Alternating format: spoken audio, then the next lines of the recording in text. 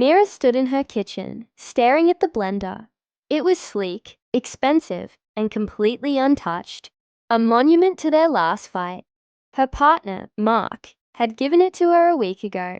A peace offering, he had said, his smile as polished and empty as the appliance itself.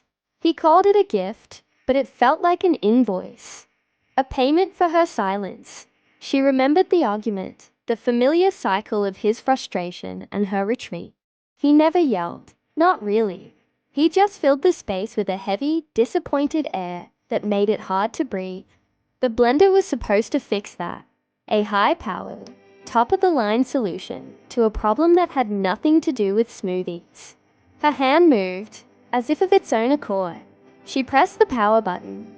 The machine whirred to life, a violent mechanical scream that drowned out the quiet ticking of the clock, the hum of the refrigerator, the sound of her own anxious thoughts. For a second, the noise was a relief, a chaotic match for the storm inside her. Then, just as quickly, she turned it off. The silence that returned was different, not heavy or oppressive anymore. It was clear and empty, a blank slate. In that quiet, the decision finally had room to form. She walked to the bedroom and packed a bag. Slowly.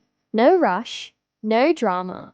There was no anger left, only a profound sense of finality. She packed the sweater she'd had since college, the one he always said was old and shapeless. She packed the books he called clutter. She packed the parts of herself she had tucked away for the sake of peace. She returned to the kitchen and left the blender on the counter, but not before pulling its plug from the wall. A final, quiet disconnection. Some products are not gifts. They are not apologies. They are reminders of the price you're asked to pay. And Mira was done being reminded.